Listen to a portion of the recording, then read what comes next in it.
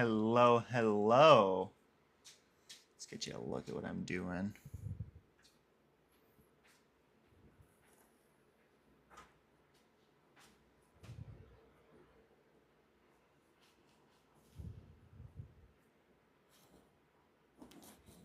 So today we are doing some leather work from inside because it is 100 degrees out. And I also haven't gotten propane yet from yesterday. Anyone who tuned into yesterday's streams knows how shambles I am on a daily basis. So we are doing leather work today, and I think that it's actually going to go pretty well because I can just chill, hang out with you, and kind of do some design work, which is what we're working on right now. I'm working on a sheath for this Damascus paring knife that is all dusty. This Damascus paring knife that I hand forged. I did the Damascus on this myself, as well as stabilizing the Paduk handle. And I did all the forging and everything. You know me. Look at that though. Look at the brilliance on that handle in particular. So this is the sheath. We're making a sheath for this today, and then I'm also continuing work on the sword sheath that we were working on yesterday for the Celtic sword. I don't know why the angle of my phone makes this look so short. This is not that long, but it makes it look pretty tiny. Size doesn't matter though. Average is fine. And then also I just wanted to show this off. This is a Damascus petty knife that I'm working on. This is unfinished, as you can see. I can take the handle off. But John, thank you so much. Oh, hang on. I'm totally missing chat, as usual. What's up, Dwight? How you doing today? Dominic, thank you for the rose. How are you doing today? How's it going, everybody? Oh, lots of familiar faces in here today. John, appreciate the heart. John, yes, yeehaw, motherfuckers. How you doing? How you doing? That's what I'm talking about. But yeah, this is a Damascus petty knife that I forged, and it's not finished yet. It's not sharp or anything, but I'll be getting the handle on this finished shortly, and making a drawer sheath for this and everything. Glad to hear it, Dominic. Glad to hear it. That's a really good idea, Dwight. I think the ice cream shop opens up again tomorrow, so I'll be first in line. And yeah, I need to go get propane, but I just haven't done it yet. It's so hot today. I went out to breakfast with some friends I haven't seen in a couple years. I think it's been 2 years since I saw them last, and it was really nice. Went and got some coffee with them at a local cafe, and it was really good to catch up. So did that instead of propane, and I'm pretty stoked on that. Chris, what's up? How you doing today? How you doing? Oh my God, chat is so much easier to read if I make it into big mode. But yeah, thank you so much, future me, for the gift and for being on the team. Chris, thank you for subscribing. We are at 18 subs. Can we make it up to 20 today? Is there any chance we can get 2 more subscribers here on TikTok and bring that up to 20 subs? That'd be awesome. That would be awesome. My sub list is kind of shambles. Like I have like a bunch of different tiers and different rewards and stuff for the different tiers. I don't even know what they are right now. So go peruse, go shopping. That's what I'm saying, John. That's what I'm saying. Thank you so much, Chris. Though seriously, it means a lot.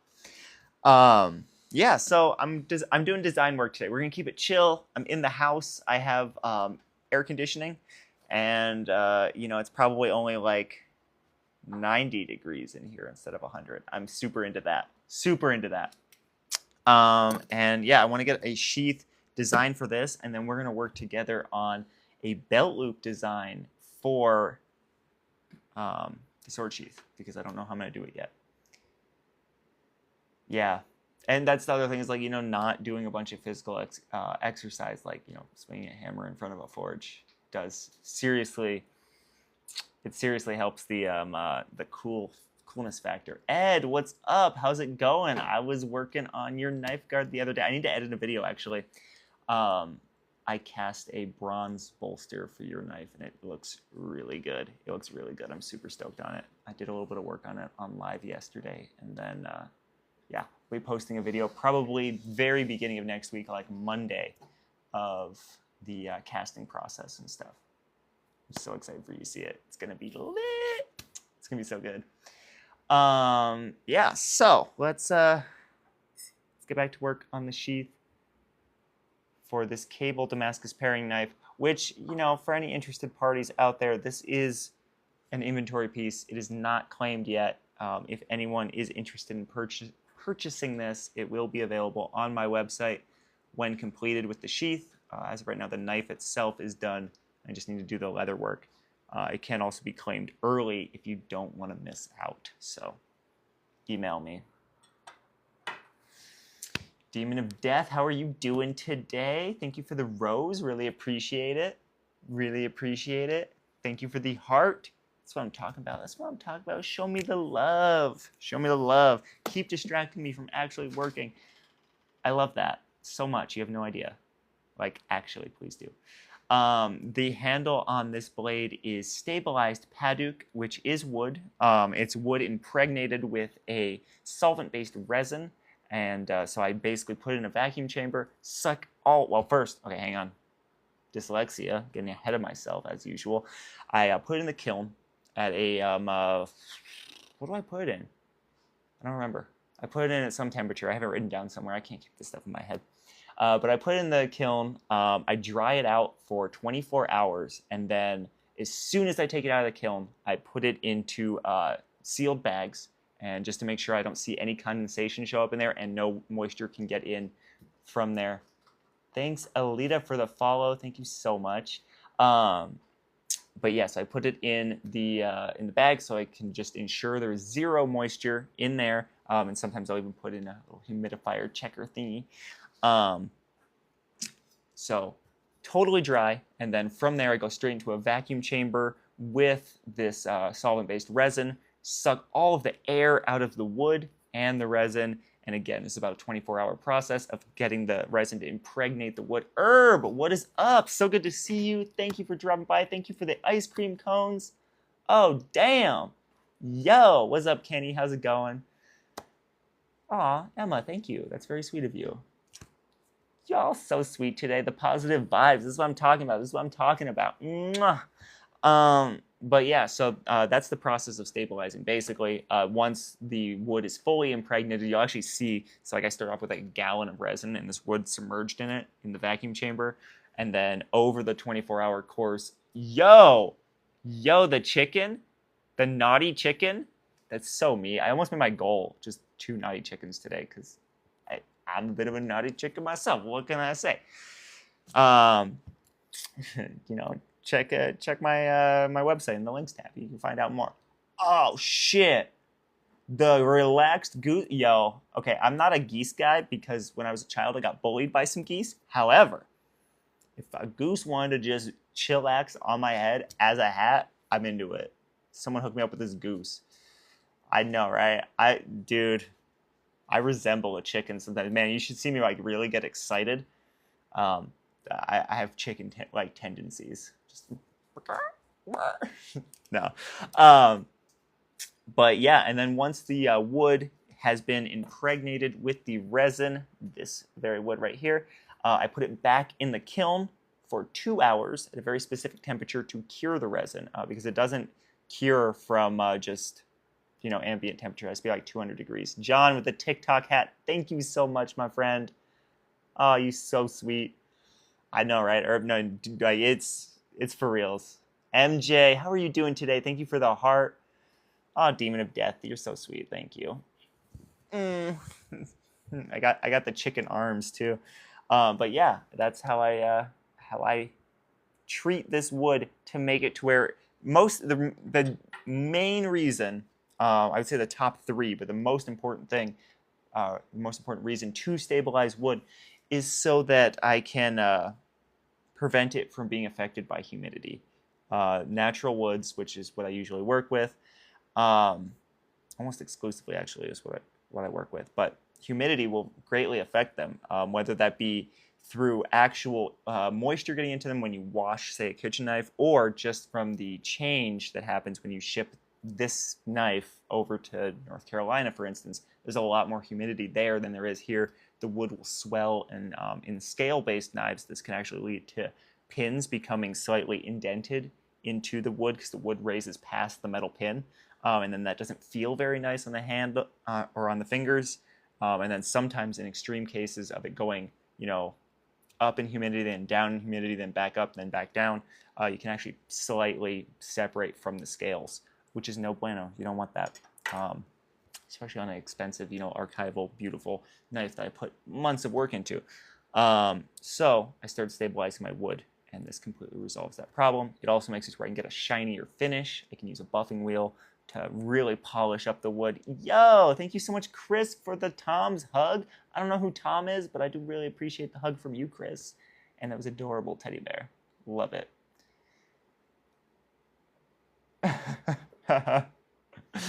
Thank you, Demon of Death. I have a muscle. I have one.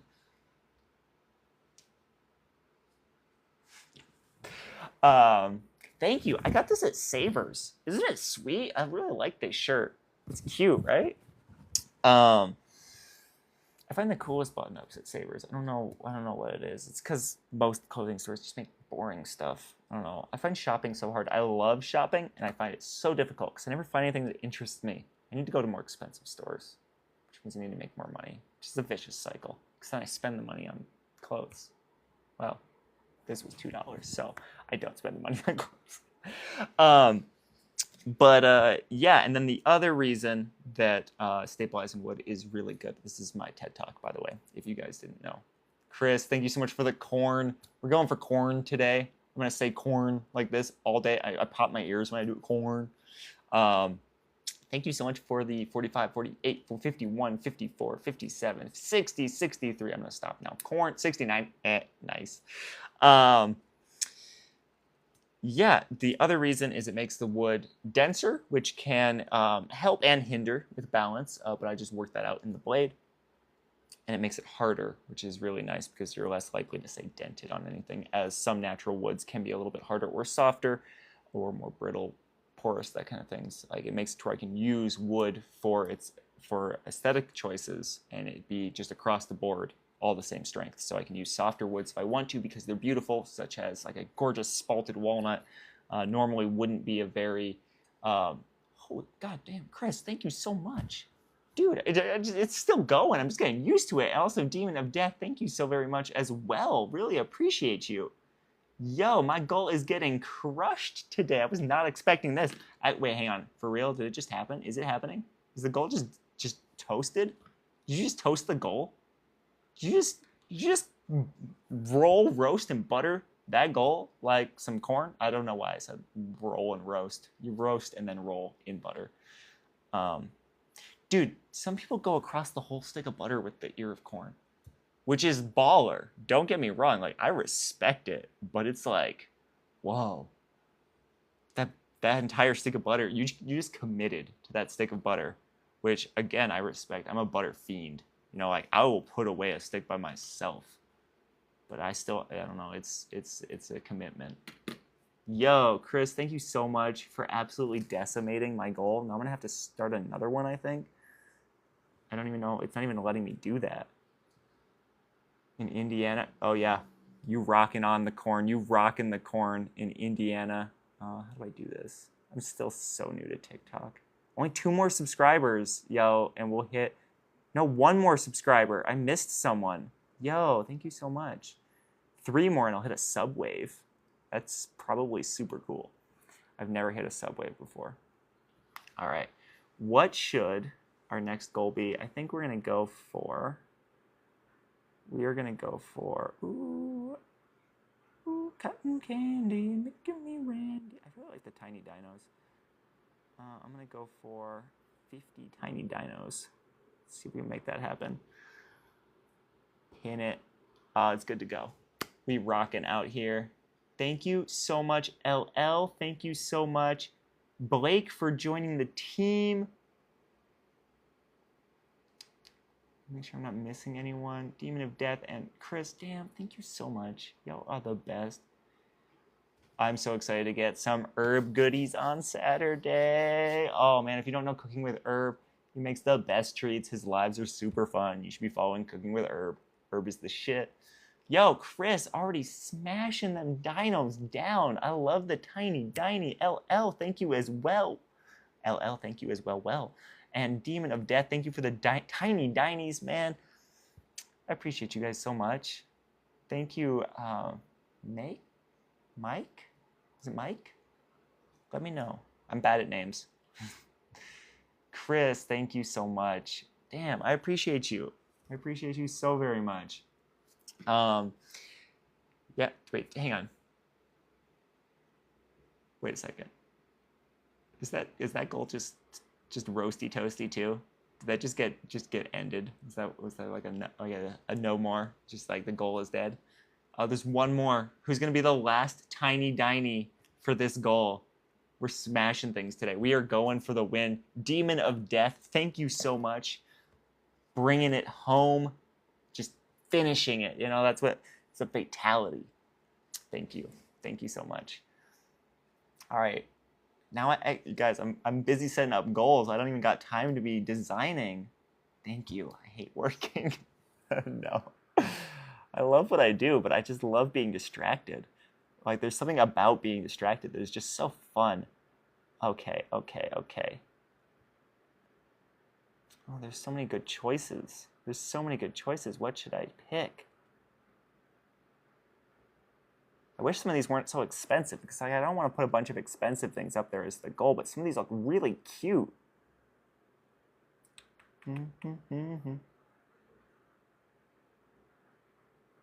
Some of these just look so cute. Like, hang on. I'm just gonna add this. We're gonna do a goal of 3, because I want to see these eyes on me. Just want to be all green-eyed. Yo, I missed a Brontosaurus. Oh, I love the Brontosaurus. Herb, thank you so much. I was in the screen. I missed it. I appreciate you. That was a big diny. Herb dropping the giant dinos. The Gargantuanosaurus. Thank you so much. I know, right? Being distracted is so distracting, and I love it. It feels so good. I don't know there's like a thing in my view, and I can't tell what it's about. I missed it. I'm so sorry, but I do appreciate it. Yo, look at my eyes. I look like I'm Demon of Death 999. This is me right now. I am you. Chris, thank you so much. Yo, you're amazing. Dude, thank you. You are so sweet. Really, I really appreciate the support. Thank you. Okay, I'm gonna put a non. Okay, thank you so much. See, I love the ones that make me look silly. They're so fun. They really need to make like more filter goals or filter gifts that aren't so spendy. It's like I don't wanna be asking too much. Okay. All right, we're gonna put one that's gonna maybe be up for a second. We'll see. Going for puff hearts, because I love y'all. Okay, watch this. I'm going to work for 2 seconds. Check this out. What's up in Miami Beach? Never mind, I'm not going to. Herb, thank you so much. Blake, thank you so much. Y'all so sweet. Y'all so sweet. For reals. All right, I'm showing the knife again, just in case anyone hasn't seen it, because I'm proud. This cable Damascus was a little bit tough to forge. I forged this out of what is that? It was like a 1-inch steel cable. It's 1095 cable. I believe it's bridge cable. It's from, suspension bridges. Yo, Chantal, yeehaw! Thank you so much. But yeah, I hand forged this. There's actually a video. If you go kind of way back on my TikTok, you'll see me in some goggles. That's how you'll identify it. At a vise, twisting a giant piece of cable, and that is this very knife. That video is on TikTok. You got to scroll back for it though. But it makes a really cool pattern. I really like it. It was tough to get the inclusions out though. I had to do a lot of grinding on it, and as you can see, there's some indentations from places that didn't weld. Those have no structural impact, but I did have to get the ones that did out. And then there's just the one on this side, which I think looks dope. I love that. I love that, just that imperfection from the cable there on the kind of ricasso area. So pretty. I love wabi-sabi in my artwork. Chantal, thank you so much for the puff hearts. Cooking with Herb, 120 puff hearts. Thank you so much. And Chantal, again, thank you for the mustache. You know I love the mustache hat. It's just so fun.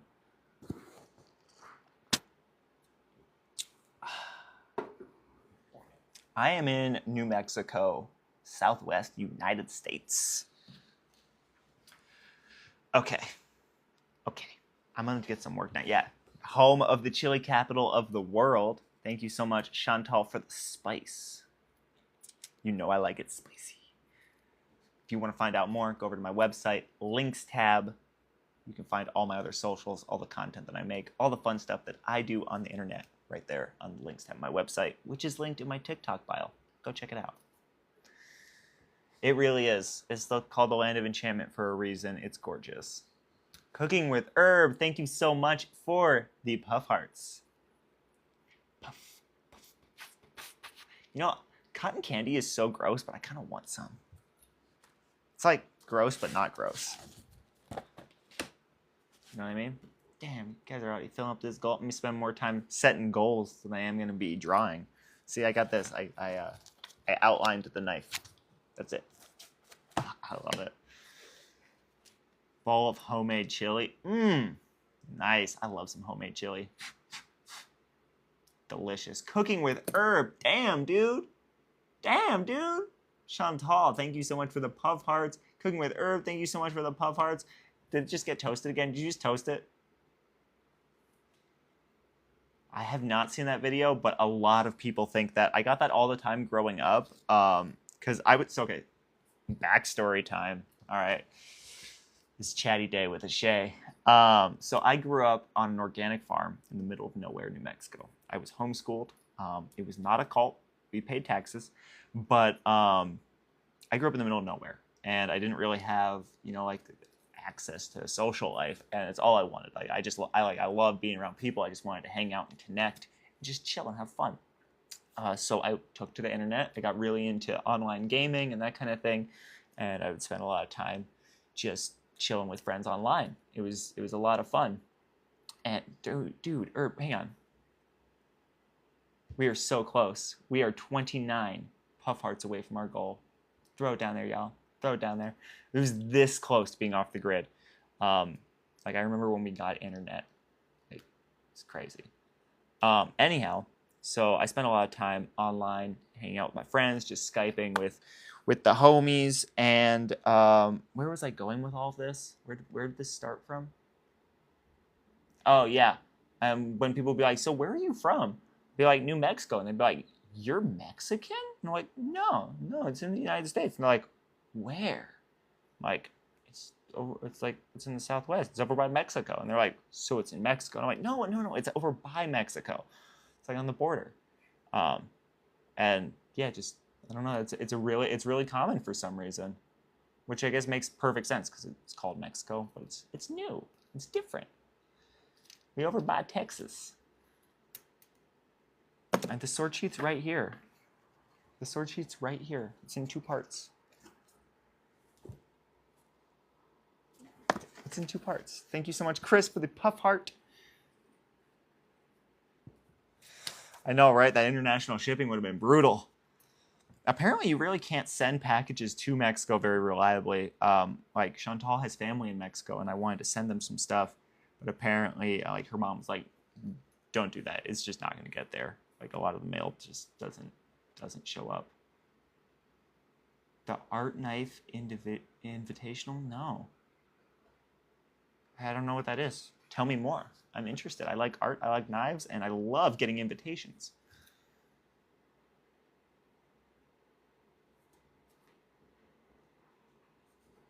Yeah, I bet international shipping, especially with food, is hard. I bet it's like a lot of the times, like it would be either too expensive or even just undoable.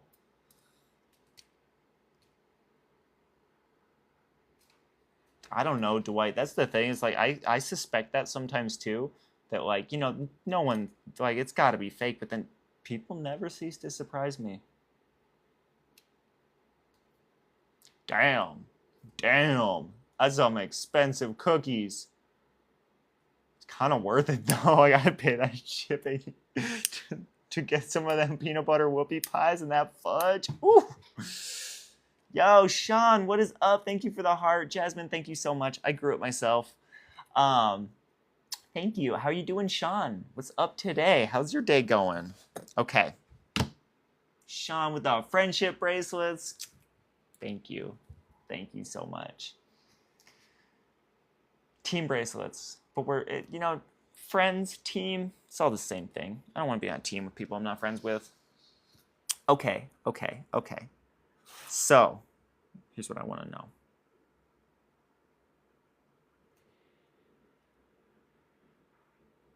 Oh no, yeah, I know. I need to finish editing mine. I'll send you some raw footage too.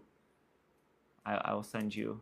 I will send you. I need to do it. I was almost gonna edit today, and then I decided I actually just like set this area up today so I could start going live from in the house because it is too brutally hot outside, and I'm just like, you know, going live is my main way of kind of like, you know, like reaching out, connecting with all of you, fueling my business, like continuing forward with my work. Chris, thank you so much for the puff hearts, and it is time for me to set another goal. But like the lives have been like my primary source of income and like way of driving my business lately, so it's been like really essential for me. But with the heat that's happening, I kind of can't be outside foraging. Like I literally made myself sick a few weeks ago. Weirdly enough, not doing a live, I was doing work off camera. But I like literally made myself sick. I'm like, okay, I need to figure something out. Like I need to dial this back. And I've been kind of like trying to work around the weather, work on the cooler days. But when every day of the week is over 100, like you just can't do it. So set this up. I'm gonna start doing some leather work inside with y'all while, you know, we're getting through the summer. Dude, thank you so much. Oh, thank you, Herb. I really appreciate that. I know, like, that's the thing though, is I love New Mexico. Like, I don't necessarily want to move, and you know, it's also fucking expensive to move. I live in a very affordable area, which is really nice. And like, we own our house, which is amazing. So like, you know, it's not like super tempting to move, but you know, eventually I would love to like, you know, have a little space that I could work further north just to kind of go for the summer. That would be amazing. All right, I'm going back to Tiny Dinies. I'm going to go back to 555 Tiny Dinies because I love the number 5, although I love the number 7 more, but that just seems unreasonable. Thank you so much. Thank you. That's what I'm saying. I think that I need that one place for the summer, one place for the winter. Kind of like I would love that too. That would fuel my like like constant change seeking ADHD so well to just be able to like, you know, spend half of the year here, half of the year here. Like that would be amazing. That's the dream. That is definitely the dream. Because there's so much I love about this place, but like you can't be anywhere without giving up something. You know what I mean? Like nothing has it all. That's just not how it works. And like I really love how low key it is here. It's kind of it's really rural, and like the weather most of the time really nice. Love the shop. Love that I can just kind of keep to myself and like just work on art and just kind of do me. But then like, you know, I kind of want to do other stuff sometimes too. Like I would love to be able to like walk to a restaurant. Not an option here. So it'd be kind of cool to like have a place somewhere else too. It'd be really cool. I don't know. Dude, I've thought about Maine. Maine would be, damn, that would be nice.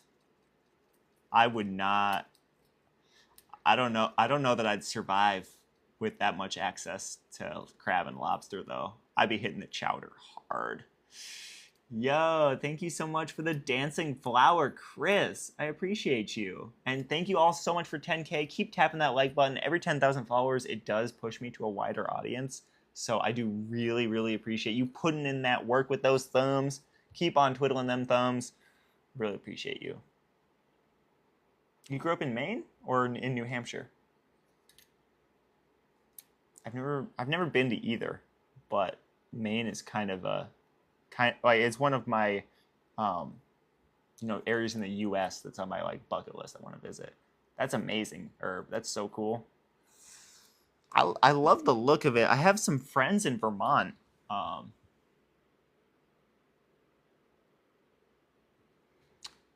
Yo, with the money gun, Chris, with the gem gun. Oof! Thank you so much. Let me see if I can. No, I can't. Thank you so much, Chris. Damn, you thrown it down for me today. I really appreciate you. I really appreciate you. Thank you so much. Okay.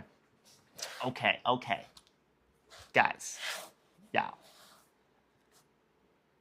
Yeah, that's what I'm thinking. I really like the outdoors. And I think that Vermont would be just a really fun place to just explore. It's so gorgeous. And oh my God, in the fall, you kidding me? Oh, it's gorgeous. So that's definitely something I want to do. And then I've never actually, so I have some online friends that live there. And they actually moved to New Mexico for a little while. They're potters. They're a couple.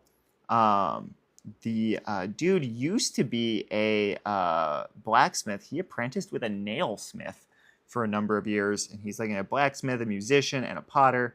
And then his, I think, wife, but I'm not 100% certain on that, is an incredibly talented potter, and they make really cool stuff. But when they moved to New Mexico, it was right before COVID started, and I wasn't able to ever meet them before they ended up moving away because it just didn't quite work out. They moved into Santa Fe and they tried to open a pottery studio, but it was during COVID, so that was really tough, and it ended up not working for them, and they ended up moving to Vermont, which seems like it was a great choice for them. They seem really happy. The place that they ended up getting over there is incredible, and they have a really awesome studio. And they're like, you should definitely come visit if you're ever in the area. So I would like to do that someday. All right. I'm working out this sheath shape. Little sheath shape. Let me just adjust my camera angle ever so slightly. Oh, yes, I am currently in a relationship with my lovely partner, Chantal. You'll see her in chat.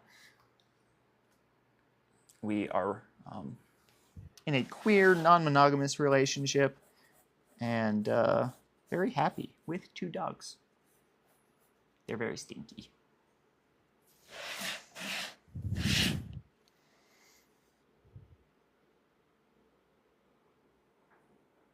So I'm going for a pretty standard, for me anyhow, sheath design on this, or at least silhouette.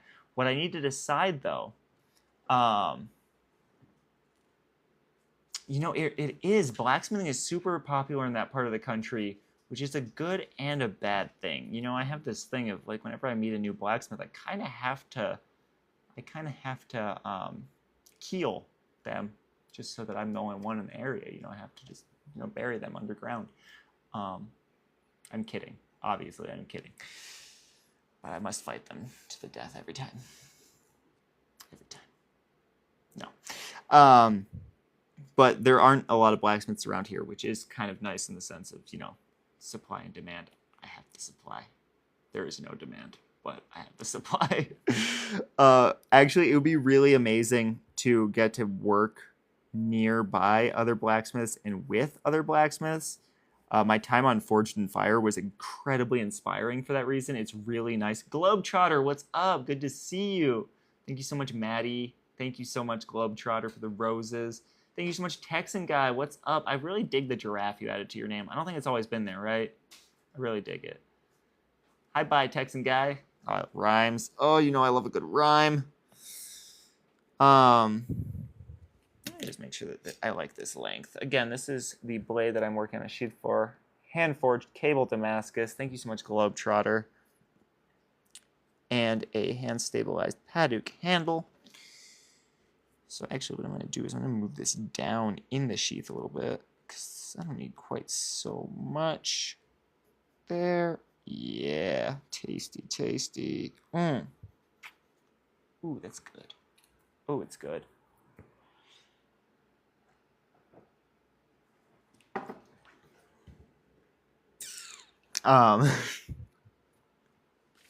I forget what I was talking about.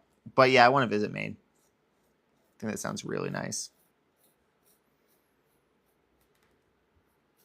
Herb's homeland. Seems like a beautiful place. Oh, and I was also talking about Vermont. Vermont and Maine. That part of the country is really pretty. I haven't spent much time on the East Coast. I haven't spent much time on either coast, but I've visited more places on the West Coast. I think that's a good amount of knife to go into sheath.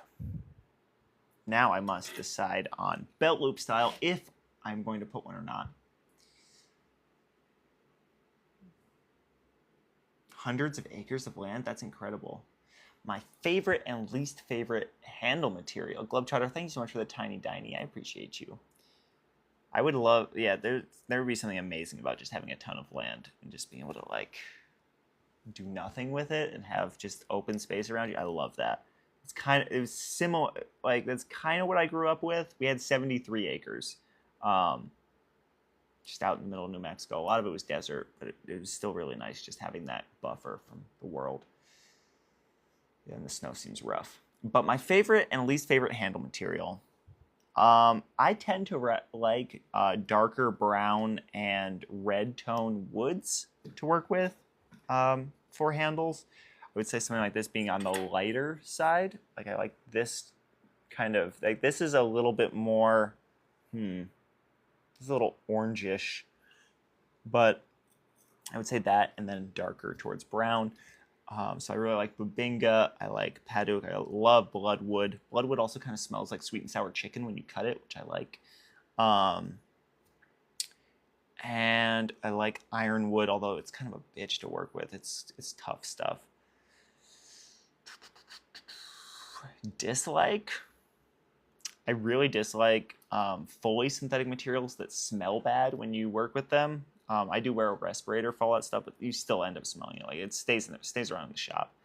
And then I really dislike bone for that same reason. It stinks to work with. It just stinks. And bone is also sticky. The dust that it makes like sticks onto my skin. It just feels awful. So that's yeah. I see through food. I see through food. What can I say? How big of a piece of the ironwood? It depends. I made some sword scales out of some ones. I've never had much ironwood to work with. I had a chunk like that, kind of like almost like a 4x4 that was about this long. You know, a foot of 4x4 size ironwood, which is pretty good. It had a big crack down the middle of it though, so kind of wasn't able to work with as much of it as one might hope. Is that better? No, it's not. I just messed it up. But okay.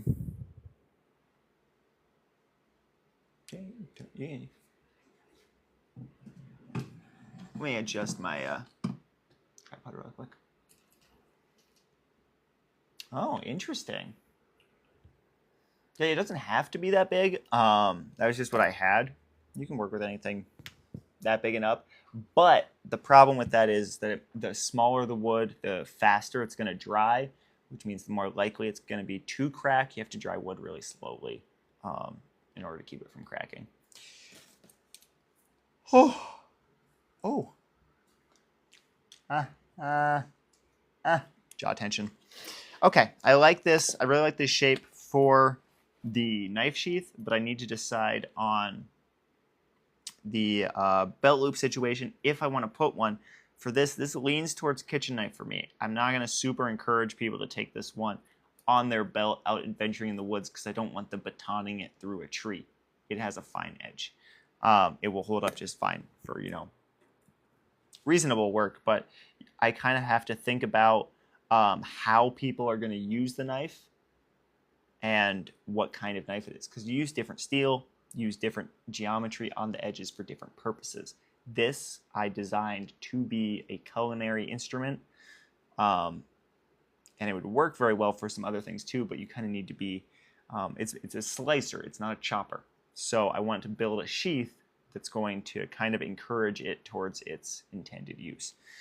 I think maybe avoiding a belt loop could be good for that reason. What I could do, though, is I could put a, what would be a horizontal carry loop around the sheath, which can add a really nice look and dimension to the sheath, while also adding a means to carry it sideways on your belt or attach a aftermarket belt loop to it via myself or another leather worker in the future. So I think that's something I might consider for this one. For now, though, I'm going to actually end up just saving this off to the side, and then we'll cut this out and then use it to trace some leather here in a little bit. I know, I was so happy to see him using it today on live. Walker is really cool. I don't know him very well. I've only caught a couple of his lives, but he seems like a really amazing dude. And I'm so glad that Jordan got him that knife specifically, because it actually works really well for what he does. It's very similar in style to this. And for leatherwork, you want that crisp, fine edge that is just going to perfectly cut whatever you're doing. You almost want a scalpel. I actually use a scalpel for a lot of my leatherworking projects because it just works so well. So that really, it really makes me happy to see him using that. I love whenever people use my knives. Like a lot of the times, okay, not a lot of the times, but often enough, people will get one of my knives and be like, "Oh, it's so beautiful. It's so precious. I'm never gonna use it. Like, I'm just gonna keep it, and it's gonna be like this beautiful thing." And while that's really sweet where they're coming from with that, I'm just like, but this is so functional. Like, this is meant to have a life. Like, give it a life, give it a purpose, use it. And there's definitely something to be said about display pieces, but I make display pieces to be display pieces. But I make a knife to be used. Like, it deserves that life. Give it to it. Cut things. Anyhow, we are now going to work on designing the belt situation for the Celtic sword custom order that I've been working on for the past forever. I need to decide, do I want to go for a standard up and down belt loop? Do I want to go for a frog, which is basically something that will go around the sheath, hold on to it, and then the belt loop will come off of the frog, but not the sheath, and this is technically removable then.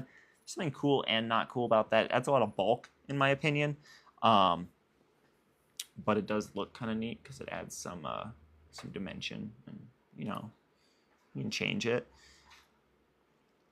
This sword is kind of at that awkward length where it's hard to tell if, so for a short knife, it's ideal to just pull it straight up and down. But when you have a longer sword, when you pull it up, your arm only goes so high. And if the blade isn't, if either the sheath can't be tilted to accommodate for the draw, or if the blade is too long, it just kind of gets stuck, and then you can't, like, you have to like readjust and then pull it out.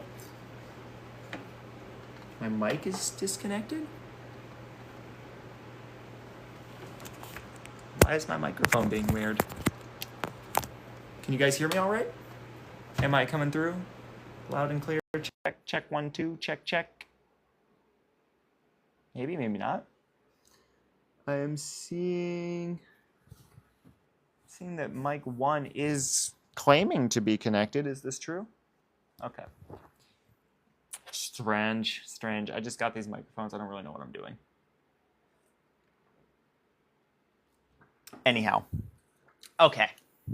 Let's get into this. I got some stuff to do. You're going to watch me. It's going to be so much fun. Trust me. Here we go.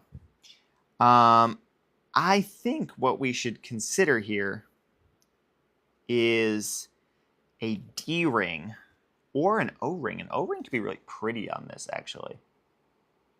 Riveting, using, okay, making like a really cute little fastener. Making a cute little fastener for maybe a kind of medium-sized O-ring, something kind of hefty, and then attaching a vertical belt loop to that. The reason that this is so nifty is because you get the low-profile, clean look of a more normal belt loop. You don't have to add a whole lot of bulk. It's also a little bit less work for me, although that is negligible in this project. But it makes it to where you can fully move around your draw, which is really convenient, so that the sword can be hanging comfortably at your hip, kind of going along your leg, which makes it easier to walk. Like if you're going to run or anything with it, you can just hold the sword against you so it's not bouncing around. Or if you're just kind of standing there or walking, you're able to just let it rest beside you and kind of move with you. Thank you so much, Chris, for the headphones. I hope that my voice sounds great in them. I don't know, man. I don't know. I'm silly sometimes. Okay. But yeah, I think that the O-ring situation can be really good for this. And then I make the leather kind of hug it really stiff so that it requires manual movement. It's not going to flop around or anything. But you can adjust your draw as you're drawing it to make it comfortable to whatever the length of your arm is. As I'm making this for a customer many, many miles away from me, I have never met them. I don't know exactly their stature. Although whenever I do make a sword for someone, a question that I will always ask is, how tall are you? Because that does actually play a huge difference. And again, I'm still kind of guesstimating, but you can do a lot just knowing someone's overall height. You can determine their draw length and what length the sword needs to be in proportion to them. Anyhow, I'm thinking that this will be the ideal situation for this sword, and it is a little bit more traditional to this kind of sword as well, because we're kind of going for we're making an heirloom piece to honor his Celtic heritage. I think this will be good. So I'm going to design the what would you call it? The fastener, if you will, for the back of this sword. I'm just going to give myself an outline here of the sheath so I can get my proportions right. And then we're going to want it placed. Let's see. We probably want the belt loop to come up to. The dogs are getting excited. I think it's doggy dinner time. 4 foot 2 inches and like a claymore, please. That would be so badass. That would be so badass. I'm really into that, actually. I have a suspicion that you might not actually be 4 foot 2 inches, and that is kind of disappointing now. I hope you're not lying to me. Literally though, that would be that is a powerhouse warrior right there. A 4 foot tall dude with a claymore, and like you like just to be using a claymore, you got to be kind of stacked. So I would assume this is like a strong motherfucker running off with a claymore. That'd be deadly. Oh, that'd be really cool. I want that in a movie. That's so cool. Let's see. I want this to be. I want the O-ring to kind of come and just chill right about here. No, we want it to pivot from here, which means we want the fastener from here to here. Ish, yeah. Okay, I like that. I like that. And then let me just determine some center here. I guess that doesn't really matter for this because this is just made up arbitrary lines. And we'll go right here. And once again.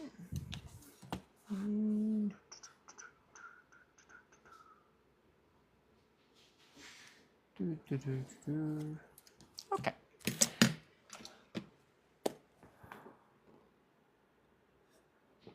Yeah, basically a dwarf. Yes, I have. I've done. So recently, I say recently, but it was like about a month ago. I did a series of integral forged hatchets on live. It was really fun. They were just small axes, but I made them all out of one piece of steel, and it's just a fun demonstration of hammer work. And I just really like making them. I have a good time doing it because it's a fun forging project. It's a difficult shape to achieve with a hammer. But I've also done battle axes in the past. You know, standard axes, wooden handle, nice head. Yeah, I love axes. Axes are fun. They are a whole different beast from swords and knives, though, which is it's a good time. What's up, Patrick? How you doing? But I actually have some battle axe plans for the future. I've just been kind of waiting around, hoping someone's gonna order a like ridiculously extravagant battle axe, so I can just like actually devote the time and resources to it, because it's gonna be kind of pricey to make, but I've got some cool ideas. I've been really wanting to do that. I want to forge up just a chunk of Damascus, like a huge just block of Damascus, and then make it into this huge axe head. Do some nice longes along the sides, and nice thick handle, spike on top, spike on the bottom. Maybe not on the bottom. That seems deadly.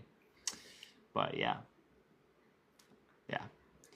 I also do need to do more kumai. Copper Damascus is really fun. It is such a challenge to make. I've only ever done it twice. Oh, it's so fun. I need to do that again. I have not done a double-edged battle axe. I've done, like one that has like the head on the front and then like a bladed spike on the back, and that was cool. Yes, exactly. Yeah, the like price point that I'm thinking in the battle axe I really want to make is around 10K. Probably be like in between 7 to 10,000. Is like that's the axe I see in my head right now. I don't do a whole lot of gem setting. It's just not my personal style. Like I don't know. I'm not a super gemmy orientated person. And when I do that, I really like kind of like a single, like larger rocky gem. And then, maybe a couple supporting along the sides. But I'm not an encrusted kind of person. I don't really do it very much. Yeah, I will do more. I will do more Copper Damascus for sure. That stuff's so pretty, and it's so fun. It's so challenging. Oh, my temperatures have to be perfect. Otherwise, the entire thing gets ruined in the most, like, end spots. I've already put in hours of work. The pressure. I love it.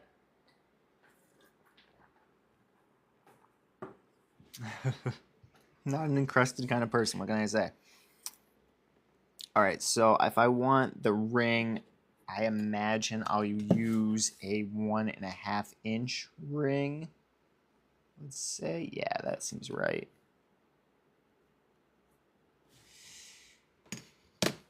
So let's just kind of guesstimate. It'll be about there. And then about there. I am an awful visual artist. Sorry. Thoughts on titanium for handles? I'm not really a rock hound. I'll pick up a pretty rock while I'm on a hike, but I'm not obsessive about it or anything. Thoughts on titanium? Titanium has like very specific functions. The two main things in my mind being it's very light and it is very heat resistant, which is dope for specific instances. Like it's just not very conductive. That said, doesn't really, I don't know, it's not really part of my, it's not part of my skill set, partially due to having not really tried it and partially to not being super interested in trying it.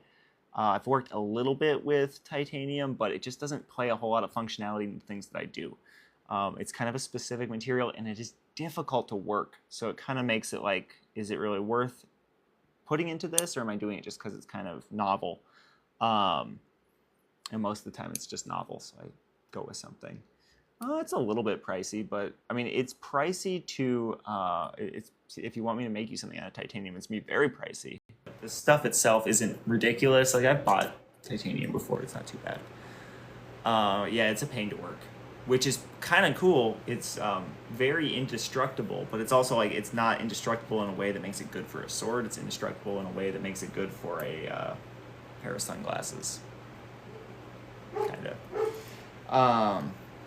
It is cool stuff though, and if I ever if I ever need something that's gonna not transfer heat, that's the #1 way to go. Or if you really need to cut down on weight, but you still need to be strong, it's also a good option. But again, it has to be worthwhile just to take the pain of actually making whatever it is that you're making.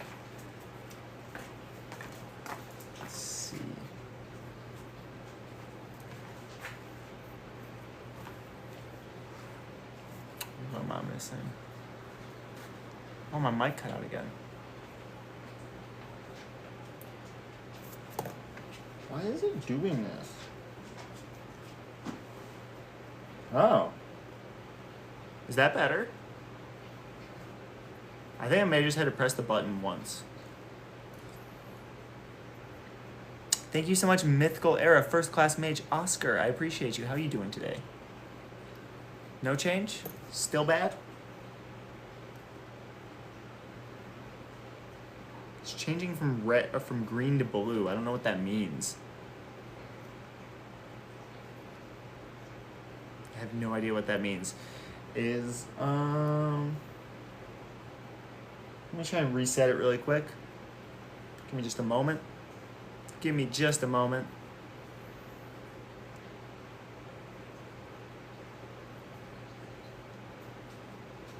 All right, it is pairing.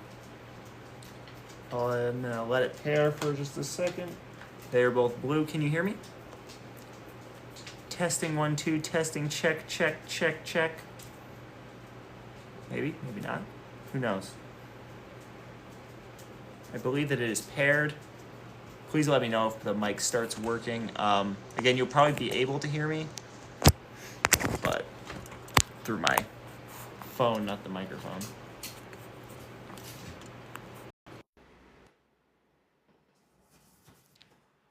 Okay, now they're both green. Is that a good thing?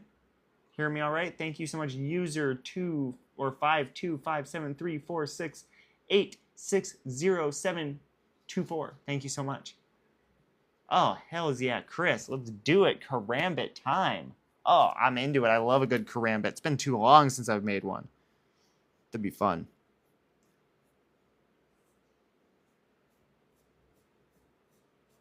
Let's see. Let's see here. We're going to want a strap. Something kind of like that. Something kind of like that. Oh, gotta verify my humanity by putting a puzzle in a piece, or a piece in a puzzle, whichever you prefer.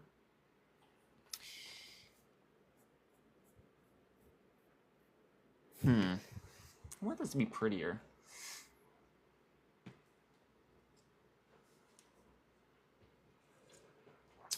You know, it is also totally okay to display something functional. Everything I make is inherently functional, but I can lean it towards display. If you want to go for something a little more outlandish, just in design, in the sense that, like, you know, maybe it might not be the most comfortable thing to hold because you want some like intense flair in there, or maybe it might not be the most convenient thing to flip around on your finger because it's got some really cool geometry or shape or something.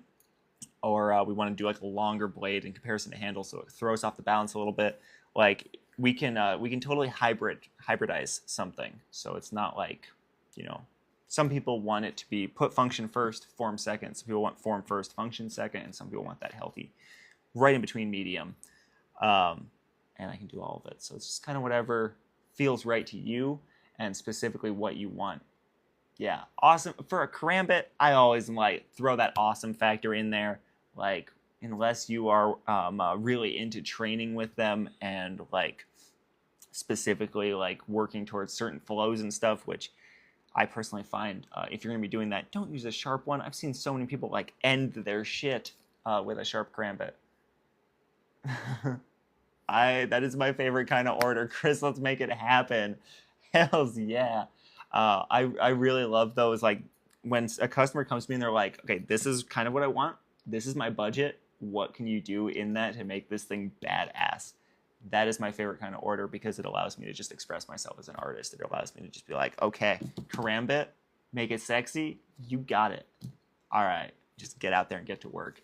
It's just fun. And then in that, I also really love the orders where people are like, okay, I want it to be like, I want a bastard sword with a 21-inch blade. I want the balance point to be 4 inches from the hilt. I want the hilt to be exactly this weight, whatever. Like, those are fun too, making stuff to spec, but it's also more stressful. So there's something to just playing.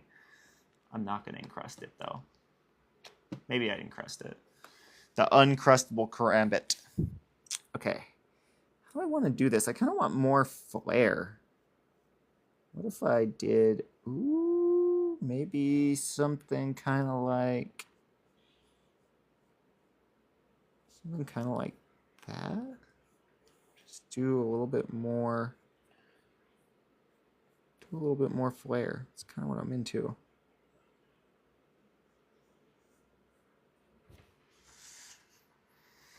Nope, I hate it. Okay, let's try the other side.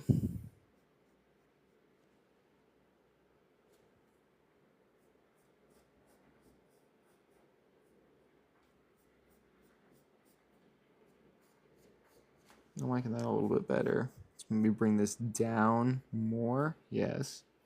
Yes. Now I'm cooking. Okay. Okay. Now we getting somewhere. Simple, but I like it. It's effective. I might do some burning on it.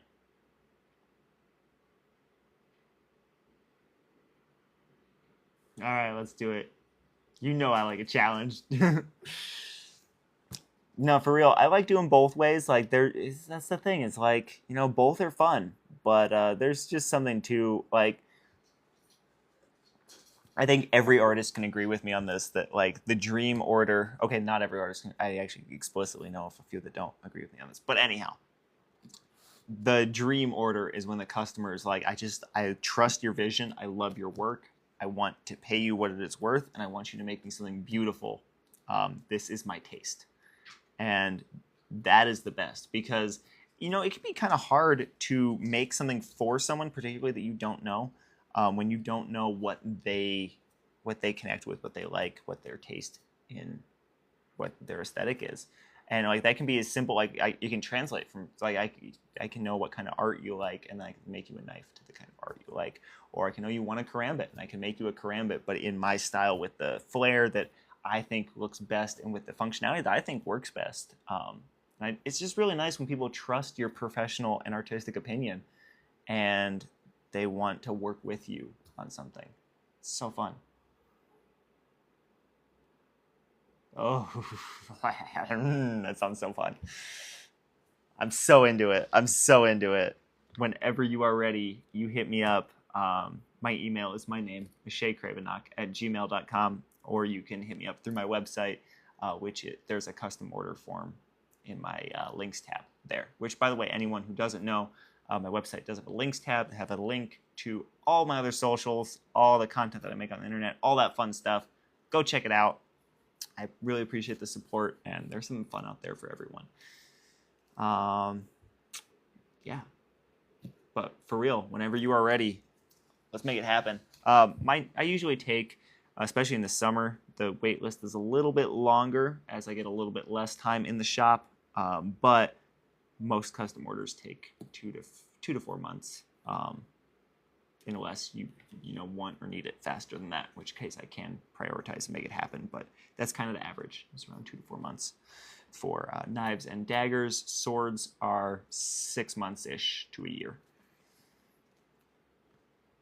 I think this is good. It's a little bit more simplistic than I initially expected to do for this, but I think it will look good on the back of the sheath, and I might do a little bit. I'll do some tooling on it. I think this gives room for that, and I don't want to do any like sharp points on this because it is going to be like rubbing up against a pair of pants when worn, stuff like that. So you don't want these points to kind of get bent and deformed. Ooh, Kumai Karambit. Dude, if you wanted to go copper Damascus, that'd be crazy. That would be,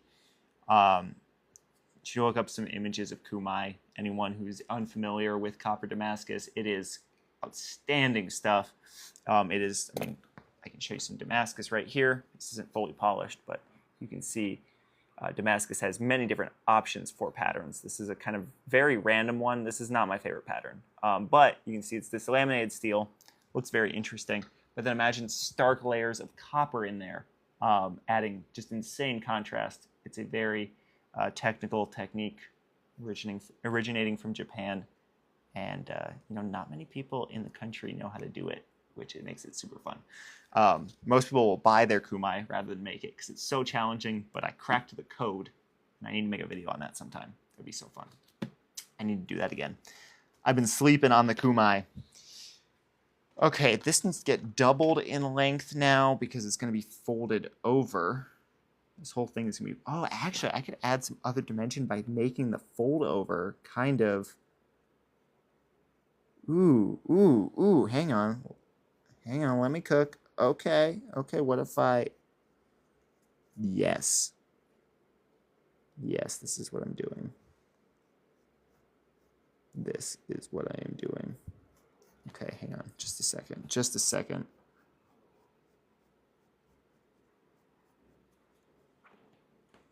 The other side doesn't really matter because I'm going to mirror this when I cut it.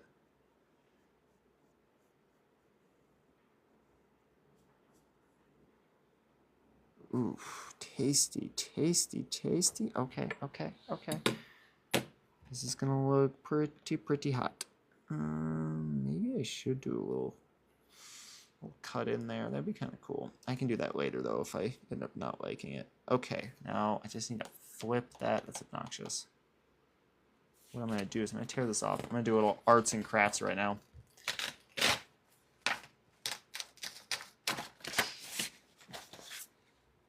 Okay, let's get this out of my way. Bend it on the perforation. Want it to be a complete surprise though. Okay, can do. You know, I actually love doing some off-camera projects because, you know, it allows me to fully focus. As you can tell, I'm very easily distractible on live. And then I do, for a lot of my projects, record my work on them. But I don't have to release that recording until after the project is complete and in your hands, which could be kind of fun. I could actually spend some time working on it using the Lumex to actually make a professional video of it rather than just kind of cell phone content, which would be super fun. I can make a full start to finish YouTube video on it that I can release after the fact if things do go that way, which could be a super fun project. I like that. I'm such a fan of a good surprise. But you know, that seems to be fewer and fewer people are a fan of the surprise. People are so impatient. It's so fun. So to start a project, I do 50% down. I used to do less, but you know, I've been kind of jerked around on some projects, and now I do 50% down. And then the other 50% is required before I ship the project, but that can be paid at your leisure. Anywhere through the project or afterward, I can hold it for you. I do interest-free payments for anyone who's interested because my work can be kind of expensive, and I realize that, you know, not everyone can just shell out that kind of cash right away. So I do, I'll work out in the terms with you. Just as we're figuring out the project together, I will work out a payment plan that works for us.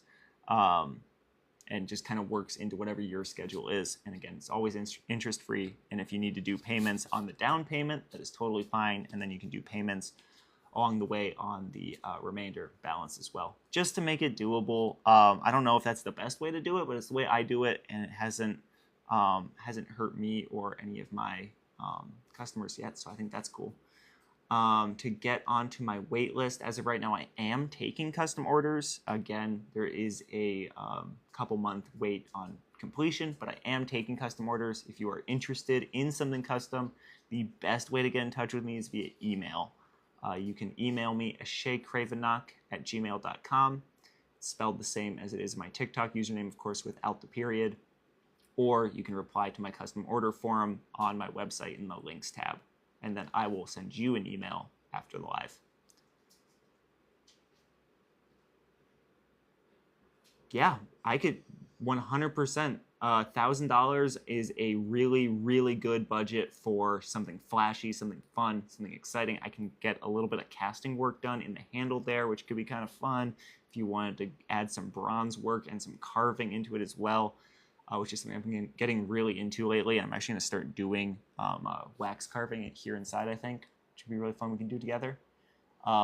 So yeah, that was exactly the budget that someone gave me recently for a project, and it was a very similar style of, like, they want a knife kind of like this, but they want me to just kind of make something as awesome as I can within that budget. And I think projects like that are super fun. So that would be a really great area to make a dope-ass karambit. Let's make it happen. Again, just get in touch with me via email, ideally. Yo, what's up? How's it going? Palm tree, skull, crossbones, palm tree. Can I call you like pirate or something? Because you're giving pirate vibes. Pirates booty vibes. Hells yeah, Chris. Thank you so much for your support in me. That really means a lot. And your trust. Cobra. Okay, you got it, Cobra. What's up? Thank you so much for your support, for your trust, and just, yeah, like, it really means a lot. You know, I love doing what I do, so people supporting me and doing that, literally, it makes my entire life. Hells yeah. For real. Oh, I'm stoked. I'm so excited about this order. I haven't made a karambit in forever. Like, legit. I have not made one in, like, a while. No one's ordered one recently. I did do, last year, I did a kind of dope, it was a karambit handle on a different style blade.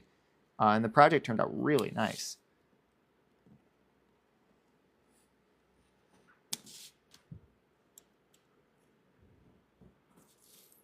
Oh, I'm so excited. Do you have any stylistic, you know, like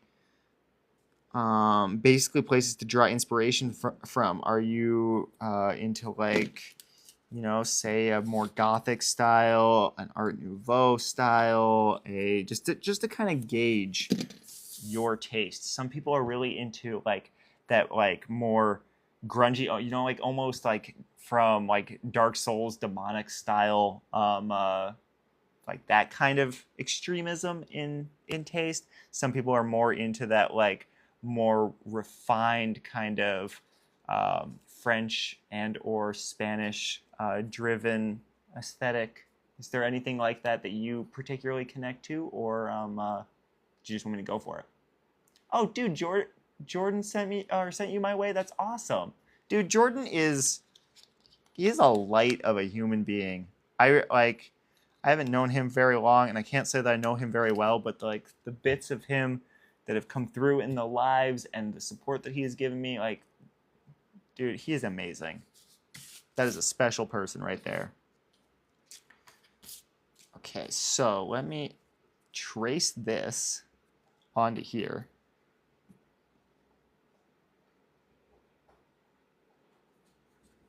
Let me trace this.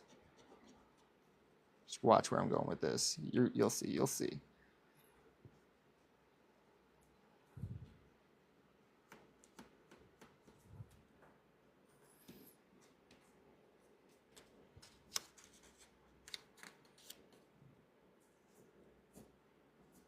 Okay.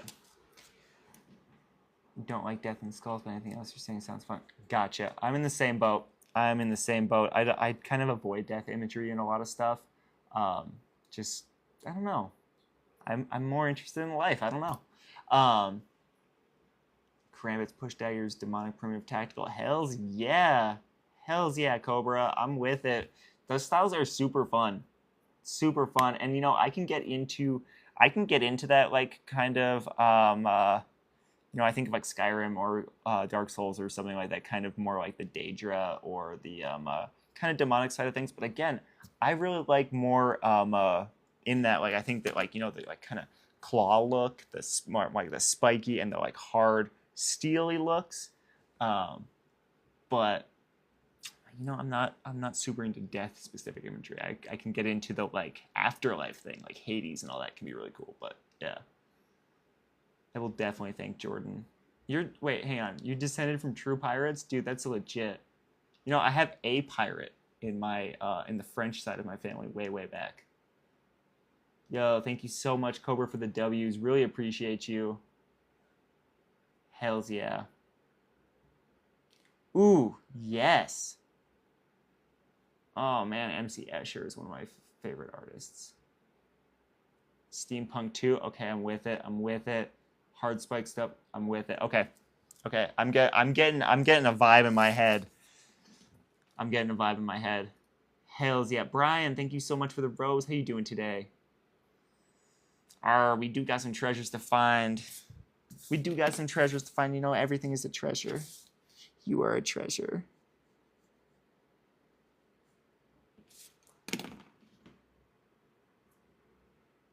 That's it. That's it. Yeah, no, I get you. I get you. That's the thing too, is like ultimately I'm not like, okay, got it, spikes, got it, MC Escher, got it. Like I'm just kind of getting getting a vibe, an energy, a feeling for it. I don't know, that's how I work. I kind of start getting a feeling of where I want to go with the project, and then I start doodling and designing and all that kind of stuff. And then it kind of starts coming out, and then I'll often sketch in the steel too. Like I'll take the steel, I'll start working in the forge, kind of like put some elements that I had in my head in, and then I'll be like, okay, this feels really good with this. This is going to look really good with this, and then start working and building up from it. A lot of the times, I don't fully make my design before I start working. I make my design as I'm working.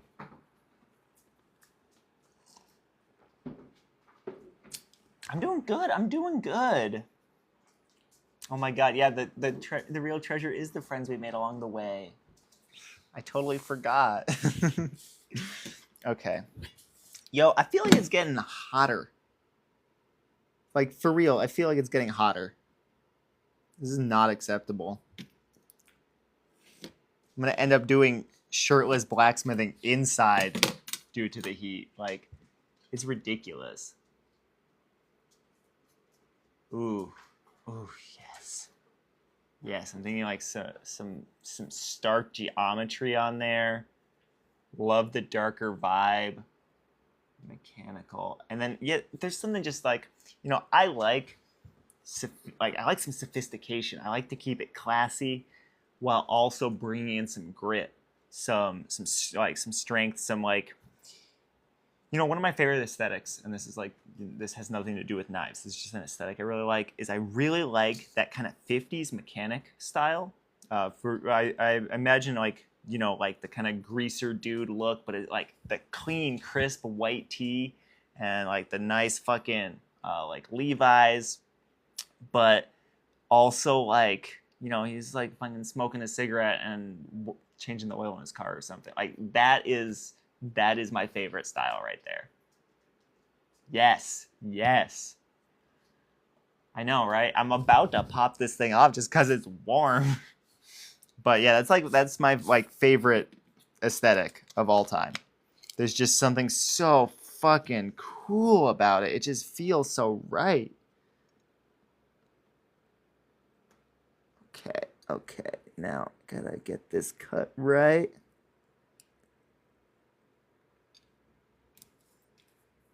Taking it up, make the swoop, just like that, and then curving it on down. Just like that. Beautiful. It's perfect. It's like a little plane. What's up, Pookie? We're getting married, Nick? I forgot. I'm so sorry. I feel so bad now. Thank you so much, Cobra, for the heart. I appreciate you. All right, let's fold this up now. We're actually just doing one side, but that's fine. Let's actually continue. Let's continue this center line for ease. For ease.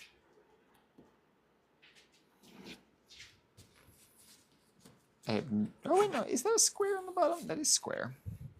Okay, I can take that. I can take that.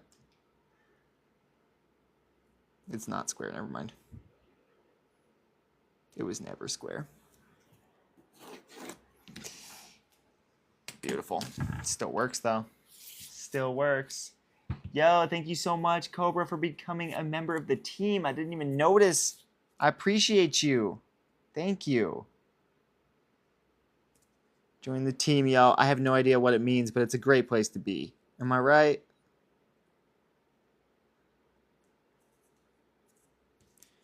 Okay, here we go. Here we go.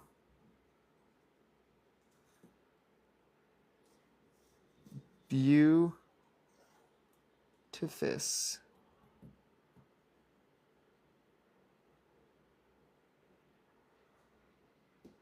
Okay, I was able to combine these two templates into this template, which I can now remove this actually. Don't need that anymore. Use that in the future. Hopefully I get myself enough space here. There's one thing I didn't really consider. Yeah, it's fine. I actually just kind of find where the paper naturally wants to bend because of the pencil line. I press kind of hard on my center line just so it makes the paper kind of want to bend right there, and it just makes it so much easier to get a crisp center line when you kind of tell the paper where it wants to be before it knows. Beautiful. And here we go. Yo, what's up, Ashley? How you doing? Thank you, thank you. My sunflower shirt. I'm wearing a shirt. It's weird. How are you doing today?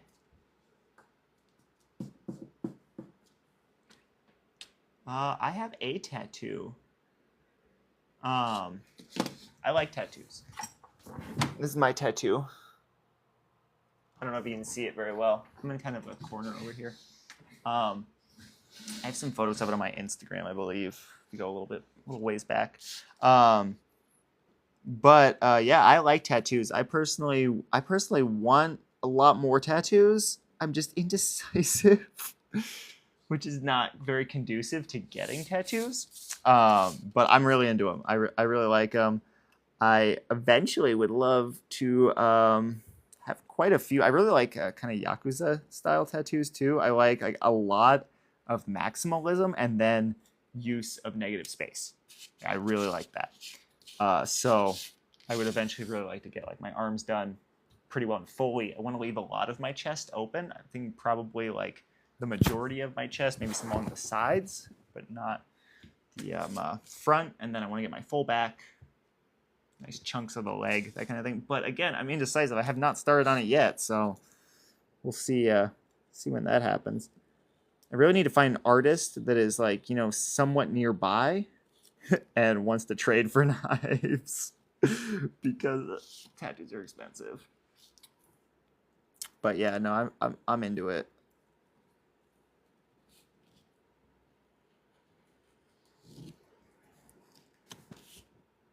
Okay.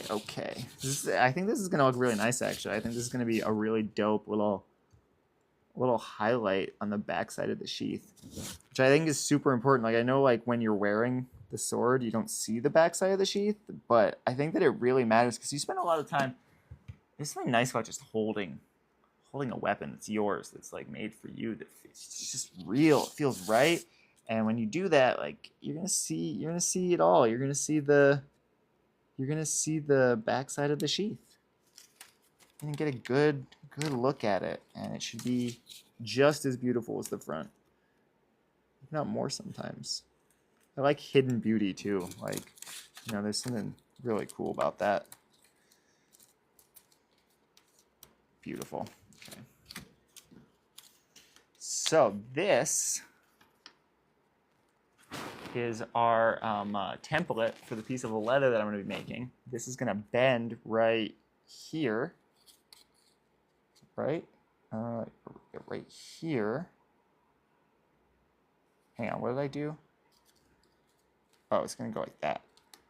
Hang on, what did I do?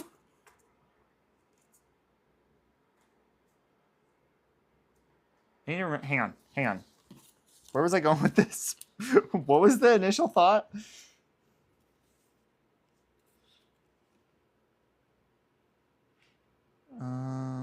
Oh. So this was originally in there like this. Oh, I missed the thing. No, I didn't. Oh, I see. I'm just doing it wrong. It's right here. It's at the line.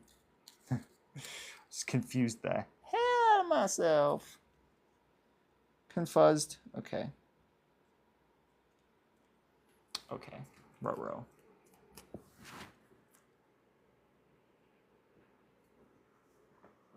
That's the move. Make an axe and get a sleeve. That is the move. I just need to find a tattoo artist that wants an axe or a customer that wants an axe, and then just one-to-one it. 10 grand will get me a distance on a tattoo. I just need to find a tattoo artist that's like, man, I want a $10,000 axe. I got you. Your arms are mine.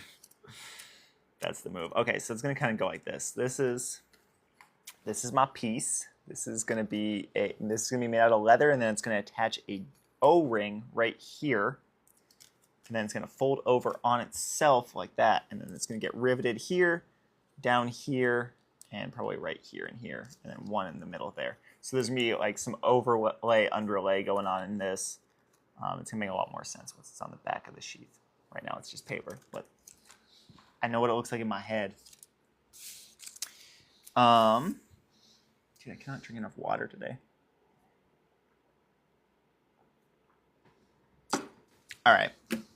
Anyhow, that is that. Let's transfer it over to some leather. That's kind of what I'm thinking. Thinking it's leather time. Oh. Stretch time first, yo. Ooh.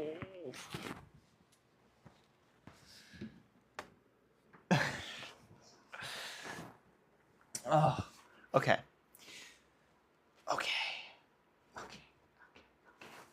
I'm gonna move you down. I'm gonna adjust. I'm gonna adjust my angle. I'm gonna change things. What if we went down? What if we came closer and down and over there? So we can just really relax. I don't know. I feel like my phone kind of makes me look longer in certain ways. Like, you ever know, like, it feels like there's a slight radius to the lens on particularly the forward. Actually, no, it's kind of worse on the front facing camera than the back facing camera of a phone. But I feel like there's a radius to the lens, and it like kind of tries to correct for distance. Like, you know, it makes it to where you can like get the right angle. I don't know. There's just a lot of like auto compensation happening on iPhones, I feel, which is nice in some ways, but it also bugs me in others. So I need to figure out how to start live streaming off of my mirrorless camera on TikTok, which is doable. It's just annoying. It'd be really easy if TikTok utilized stream keys in the same way that other apps like Twitch do or YouTube, because TikTok generates a new stream key for every live, which means that, like, say I wanted to, like, I can really easily stream from my mirrorless camera to Twitch and to YouTube because I can just copy my stream key to it.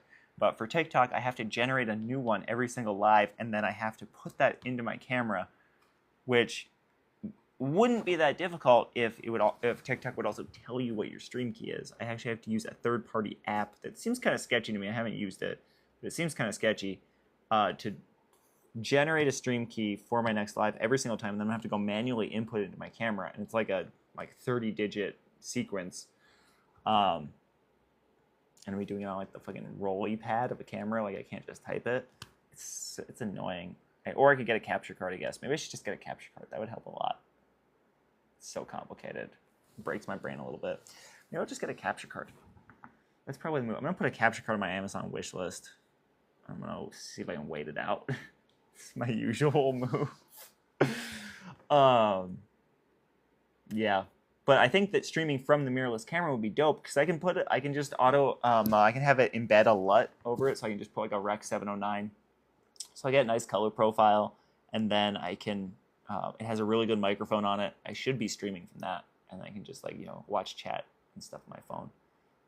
But it's unfortunately super complicated on TikTok, which is annoying. It should be easier. I don't know. That's my lament for today. There will be more. It makes perfect sense if you're a crazy person that designed TikTok. Like, come on. They just want you doing it from your phone. Everything is optimized for phone, which is cool. And I get it, but I want more options. I'm picky. I want more options. Okay. Oh, no, and I kicked it. So I wouldn't have that problem if my camera was sitting right here in front of me. You know what? I also could totally do that. I could totally put my phone like here on my desk in front of me. Maybe kind of cool. Next time. I'm going to be doing more lives from in the house because it's really hot outside. Weirdly enough, it would be no cables if it worked right. In the way that I'm going to end up having to do it, it's going to require 2 cables, which is stupid. It's too many cables. It's too many cables. What's up, Outer Sam Radius? How you doing? If TikTok were like Twitch or YouTube and it just had a like static stream key that I could go copy, then it would require no cables, just a charge cable for my camera in case it starts running low on battery. They do, but not in a way that communicates with TikTok, which is the annoying thing. Is like I can plug my camera into my phone. I can connect my phone to my camera via Bluetooth, but for whatever reason, TikTok won't allow me to cast from the camera, even though it's connected to the phone.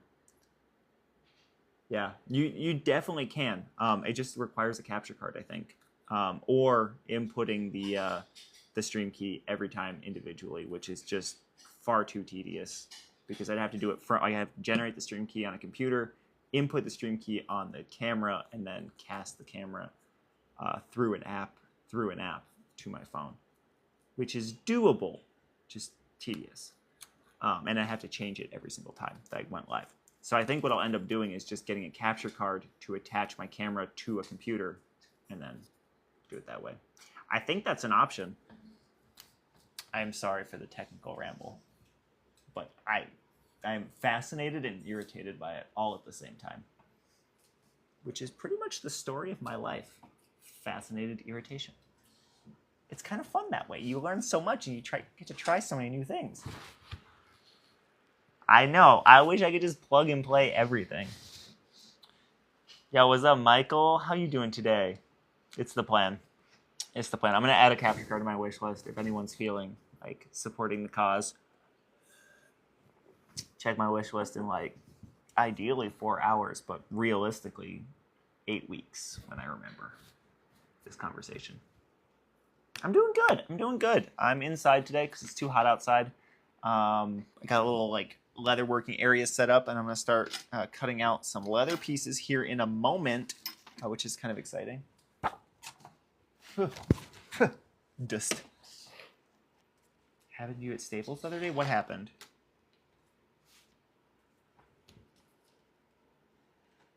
I know. I know, it's weird. I'm inside. I don't have to be shirtless. Maybe I should be shirtless.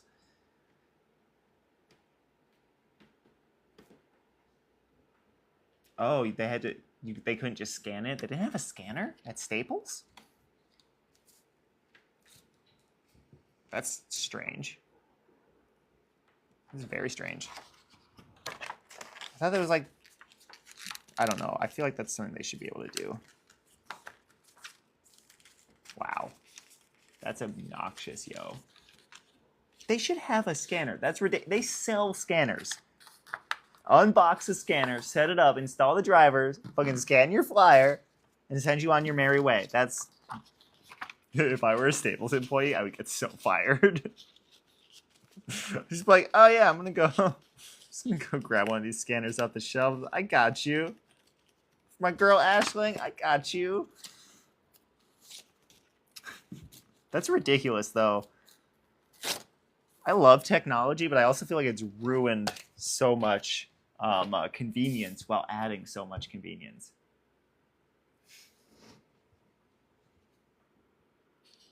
Right?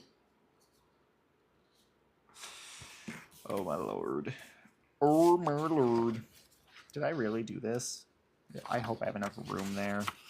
Jesus. Oh, actually, that's not the kind of sheath I'm doing. I'm not doing a fold over sheath.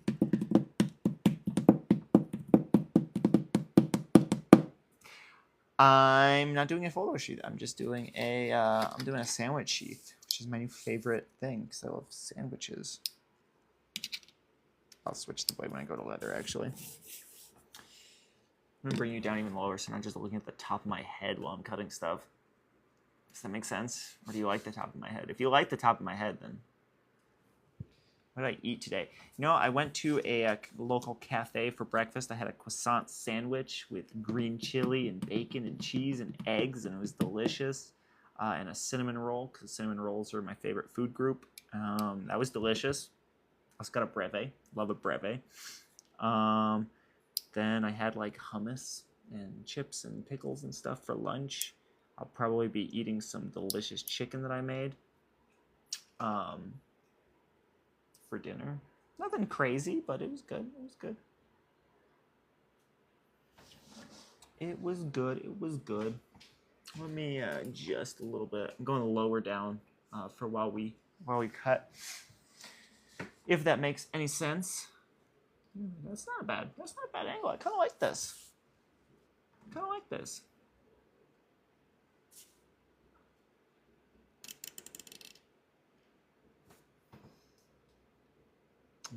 I'm just adjusting. It was good. It was good. It was terrible. So good. Mostly top of head. It's fine. Here we go. Don't mess it up, Ashe. Don't mess it up. Oh, don't mess it up. Oh my God, you're getting so close to messing it up. Don't mess it up. Don't mess it up. Oh my God, don't mess it up. Don't mess it up. Jesus, Ashe. Ah, it's perfect. I did it just perfect. I'm working on a sheath for this paring knife that I forged. This is cable Damascus and stabilized Paduk. I think I'm saying that right. I'm going with it. You guys are going to just believe me. Yeah, cable Damascus, 1095, and stabilized Paduk. I hand forged the Damascus on this, and then the knife, of course. I made I did the stabilization on the wood as well. You know, I do everything the hard way. I like it that way. It's more fun. Why don't you do it on the edge of the leather? The cutting that I'm doing right now, I do the template out of paper like this, and then I trace the template onto the leather so that I have, static lines, basically so the paper can't move around or anything. I actually put scores in the leather just to ensure that it comes out exactly how I want it to every time. It just makes it to where I don't have to keep track of as many things, and I don't have to focus on holding down the paper while also holding down the leather and moving the knife. Just kind of, I don't know. I see every leather worker does this a little bit differently. And this is kind of just my preferred way of doing it because I've gone through so much trial and error with how I do my leather working. It was actually a struggle for me to get it first. I went through a lot of years of doing just piss poor leather work. I buy my leather primarily from Tandy Leather. I buy it online, but they do have stores within a few hours of me, so that basically it would suck to drive there, but it's really fast shipping, which is nice. It is real leather. Try and learn. That's what I'm talking about. That's it. That's how I've learned everything. I taught myself blacksmithing. I taught myself leatherwork. I'm teaching myself videography and all that. This is not leather. This is just toned paper. This is just a raw color paper. This leather is just undyed. It's unoiled and undyed. This is regular ass veg tanned leather, so you don't actually see the color until I bring it out or add it.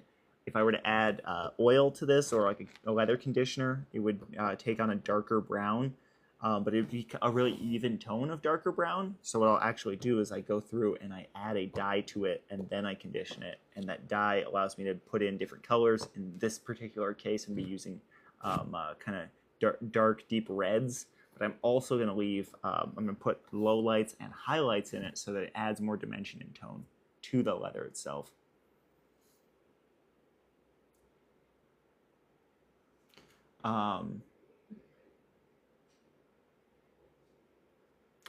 It's not quite white. It's this off tan. It's almost the same color as this paper actually. And this is just the, this is what the leather looks like after it's been tanned. And probably, I would assume it's gone through a certain degree of bleaching. So it's probably a little bit lighter than it would be if it weren't processed by a factory. Having done some home tanned hides before as a child, though, they came out extremely white. Whiter than this, actually. When I was younger, I did some deer hides, elk hides, sheep hides with my mother. And we did like the full like 100% natural brain tanning process, which is fascinating and time consuming. And the leather always came out very white, but it also kind of depends on the animal. This is cowhide.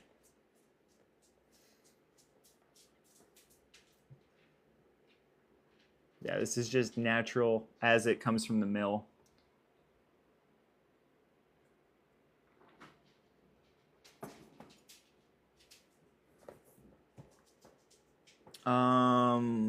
Leather knives, like knives for cutting leather. I've made some. There's a specific kind of leather knife that is really popular, which I actually haven't made one of. I should make myself one. I've always wanted to try one, but I usually just use a razor knife like this because the blades are so cheap, so sharp, and so replaceable. It requires so little work for me to just kind of keep a razor sharp blade around. Whereas if I were using an actual, like, you know, like a knife that I made or that anyone made, leather inevitably dulls your knife and you have to inevitably sharpen your knife, and it just saves me so much time not to have to go through the process of sharpening the knife every time I need a new blade. I just do this and it's brand new. And then I replace these. You can get them by the hundreds. Yo, what's up, Roxy? How you doing? How's it going? Okay, here we go. Oh, perfect, actually, yeah. Here's a good demonstration. So this is dyed leather. This is a really dark dye. This is a sheath that I made almost a couple years ago now. This is what it looks like with a dark brown dye on it. It's a little stiletto leg knife that I made. This is available on my website right now, actually. And here's another example, again with a darker dye. I've actually switched dyeing techniques since I did these sheaths. Again, sorry, the blade's kind of dirty. But yeah, these are some older sheaths that I made, and that you can see the difference in the color of the leather from this to this. Dye, no dye. But I really like this. It's got the leg strap, which is dope. So you can put on your arm or leg. And then actually, this is a good example of some newer work. This is from last November is when I finished this. Again, with that darker dye, but a little bit, you see how I got this marbling effect? This is just a technique I've been practicing. And this is actually one of my favorite knives that I have in stock right now. This has got my signature etched in the blade across like that. And this light makes it look terrible, though. Yeah, I can't say the dye's special. It's just what they sell at Tandy Leather as well. All of these are available on my website right now. I'm honestly surprised this one's still around. This is a really, really good knife. I love this one. The collector's drop point, if you want to check it out.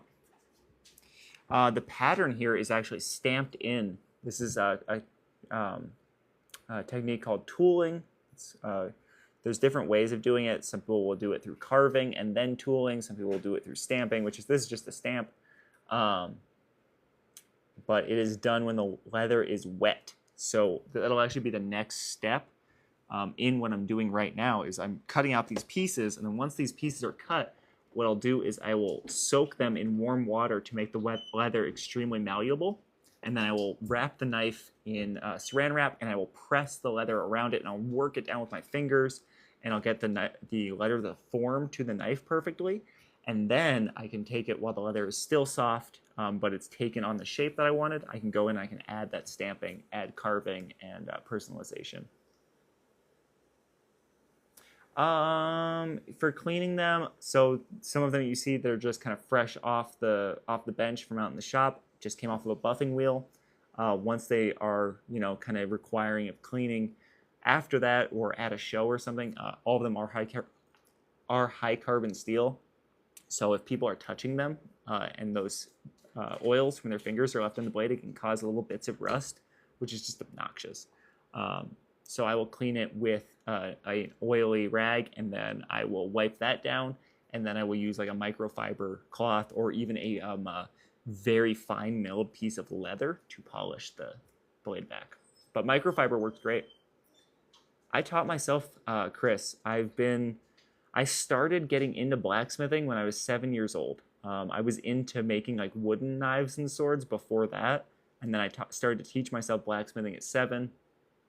Did it for a number of years. I vended at Renaissance festivals and farmers markets and that kind of thing, making wooden and metal swords and knives. And they were crappy, but I had fun doing it, and was able to make a little bit of money doing it too, because they also weren't that bad. I was just a kid. Like I was still in the process of learning. So I was able to buy some tools, that kind of thing. And then when I was 18, 17, 18, I turned it into my full-time business.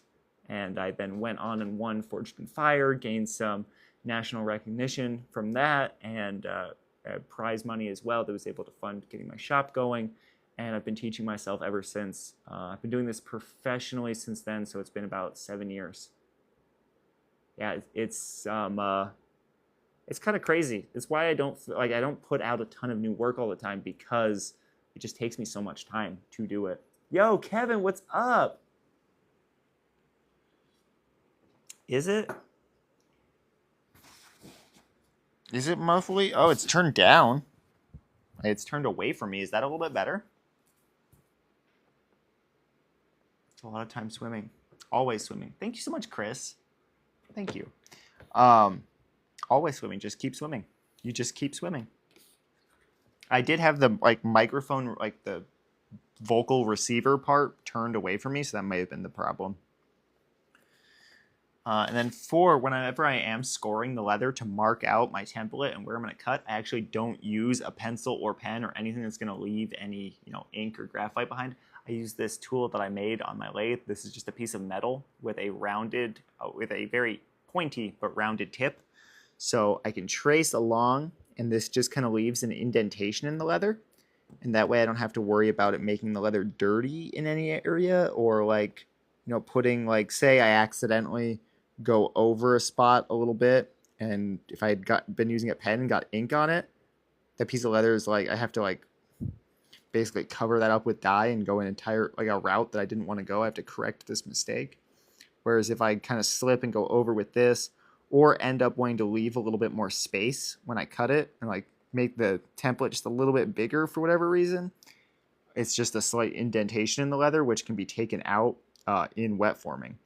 So this kind of just leaves a perfect line for me to follow while also leaving room for error and taking away the risk of dirtying my leather, sullying the project, if you will.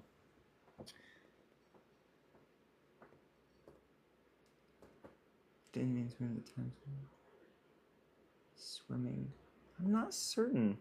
I'm not familiar with the term as anything other than swimming in water, but maybe that's also just going over my head. That happens all the time.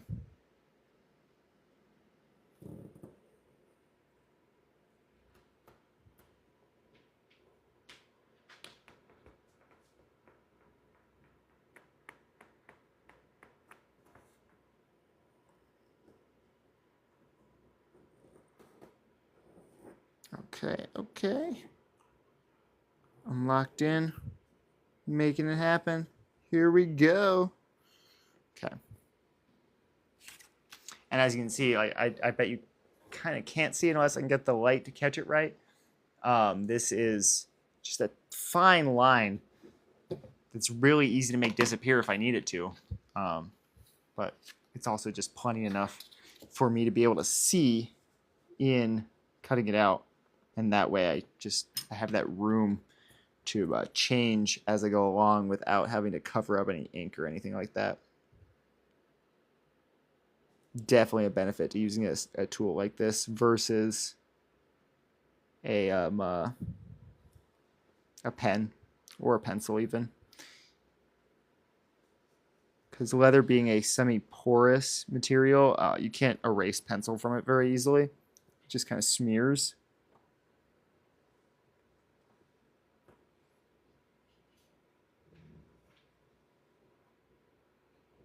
And then once you wet the leather as well, that graphite or ink or anything can run even more in the water. And that just sucks. I've ruined so many projects just by using pen. So no more. And leather is not particularly cheap. Like, no, I try not to be wasteful wherever I can. And also, like, an animal gave its life for this, so try not to be wasteful.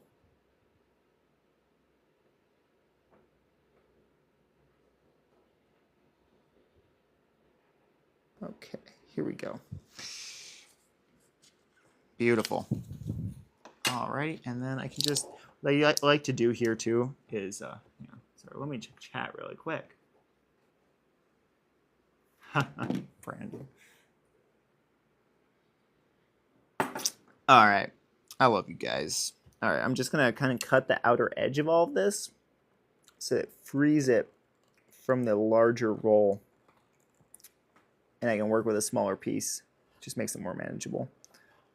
So instead of trying to finish the project out, I'll just kind of do a rough cut.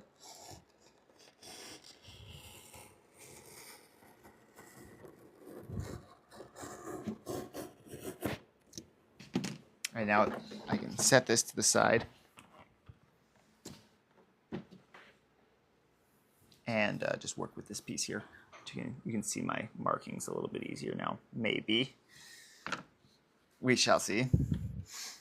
All right. And then the better the job I do here, the easier it is in the long run. So I really try to follow my lines precisely. And I will also often only use half pressure and make 2 passes when cutting leather for ease of 2 things. One, it allows for a little bit more precision when I'm more focused on guiding the blade than I am, didn't one cut, pressing too hard. And then 2, by not pressing too hard, I'm also saving my my fingies a little bit. I'm staving off the arthritis because I've definitely I've injured my elbow cutting leather because I had to press so hard down on the leather to stabilize it when cutting thicker pieces. Like I'm just like with my fingers and so it's actually so much more worthwhile to just take my time and do multiple passes if I need to. This pen thingy is just a leather scorer that I made. I have a metal lathe, so I just took a piece of round stock tool steel and I turned this out just as a tool for myself. It's all comfortable and stuff. Works really well. And then I just polished the bottom there with a buffing wheel so it's really smooth but also pointy.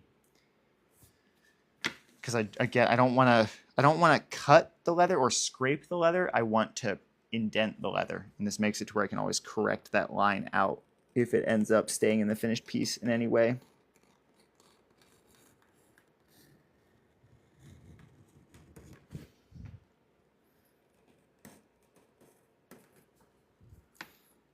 And then this thing that I'm using right here is just a it's a, how do you say it? Olfa.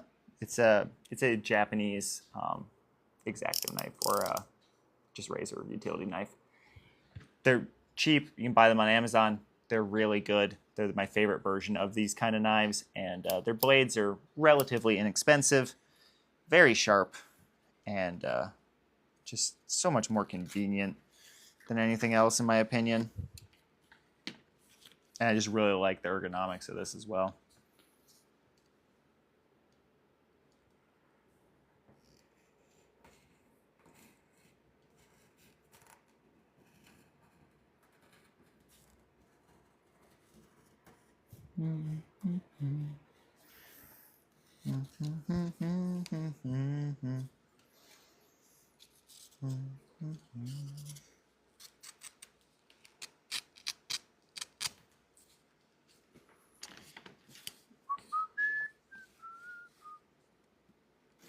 Sorry, I always tend to whistle whenever I have a microphone on, and I know that is a mean thing to do. Just cannot help it. Find myself whistling to myself too often. It's honestly a habit I kind of need to break. Alrighty. And the sword piece. A lot of tight curves in this. I mean, they're not particularly tight, but It's really important not to accidentally slip and then just cut through the whole piece. It's so obnoxious when that happens.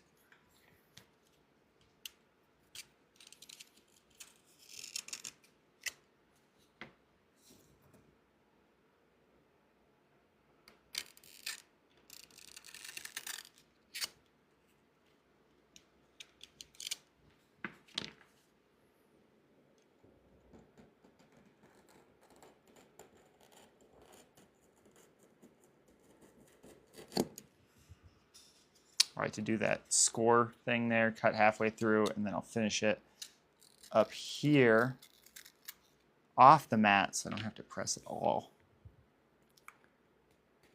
And it just kind of follows that line that I made. Gorgeous. Gorgeous, gorgeous, gorgeous, gorgeous. There we go.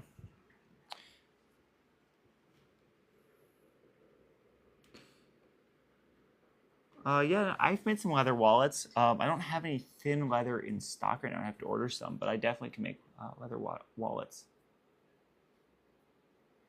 I'm on, yeah, exactly as Chantal said. Season 5, episode 25, and then I have another episode that has not aired yet, and I'm just waiting to hear, so I can announce it.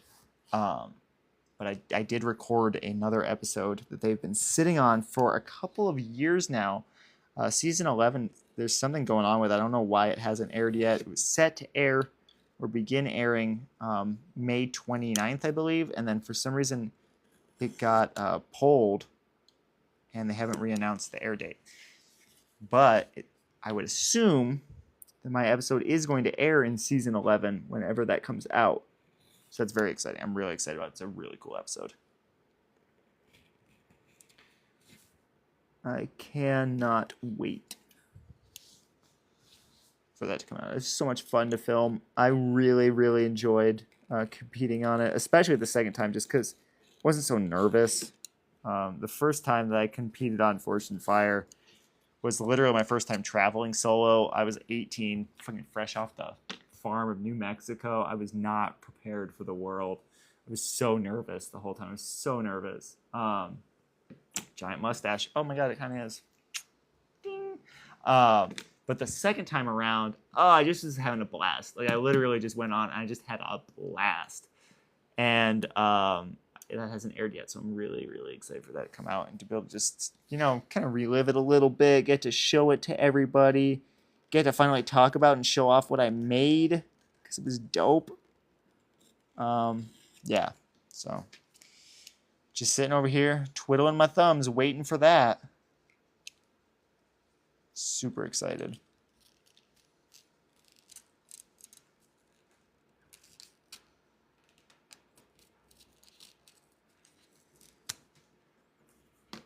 And also, Forged in Fire has been a really, really good source of advertisement for me. Just like, it does genuinely really help my business and help me grow what I do. So I'm excited for the kind of push that I'll be able to make along with that in growing my social media and just kind of continuing with my business through it, because it will be, if anything like last time, definitely a kind of a fresh wind. Should be dope. John, I know, right? I'm so excited. I actually really like doing television and film work. It's something I'd like to do more of. Having done it on Forged in Fire, and then a little bit of like stand-in work for movies that are filmed around here. Like, it's just something that I find fun. It's a lot of work. It's not easy. And I don't know that I'm necessarily cut out for the commitment to it of like making it a lifestyle, but it is something I'd like to do more of. I'd like to do like, just be involved with it. It feels really good. I really like the community around it. I really like the art of it. And yeah, there's just something I love about film. There's something I love about television and all of that. I don't know. It's just fun.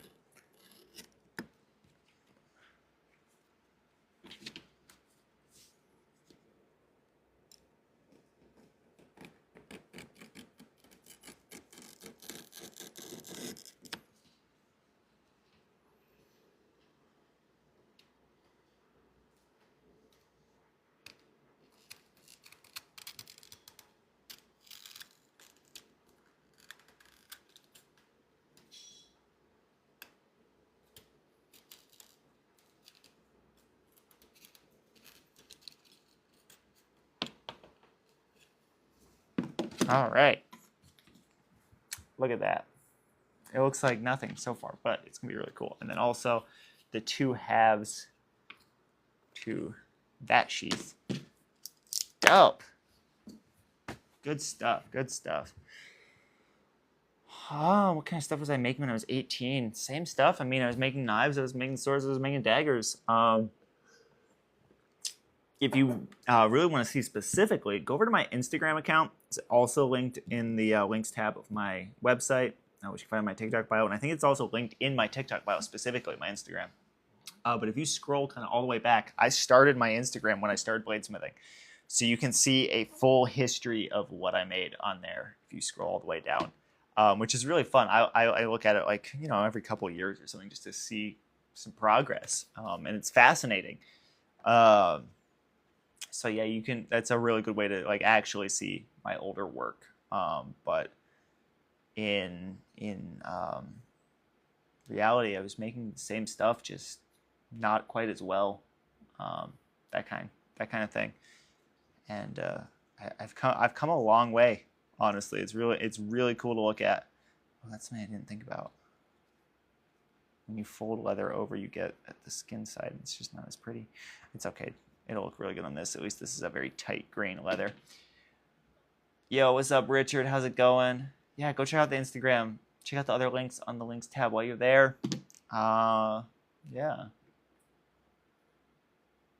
Thank you, Michael. You're very sweet. Thank you. All right, guys. Alrighty. Feeling good. Good to finally have had these things cut out and designed. Moving forward a little bit on these. Oh, all right. I do, however, think that I'm going to be ending out the live for today because I've got to move on to other things. I've got to do some work for the side hustle, and I've got to do some video editing and that kind of thing. So I'm going to wrap this up, and I hope to see you guys in the next one. I will be forging again as soon as I can, weather permit. It will happen. I'm going to go get propane tomorrow, and we will see what happens from there. But I'm very excited to get back behind the anvil and do some more forging with you. But I'm also going to be doing more indoor lives like this, keeping it low-key whenever it's too hot out so that we can still chill together. It's really great spending time with y'all. Thank you so much for hanging out with me. Peace, Chris. It's really awesome having you around. I really appreciate you. And I'm looking forward to working on a karambit with you. That's going to be sick. I'm so excited. And I'll make a really dope video, and I'm not going to show you any of it until it is in your hands. Yo, Tommy, thank you so much for the heart. Really appreciate you. Throwing down them gifts on the way out. Yo, all right. I will talk to y'all later. I know, right? I'm like relatively cool today. I'm in air conditioning. It's weird. It's very weird. All right. Later, y'all. Thanks for hanging out. Catch you next time.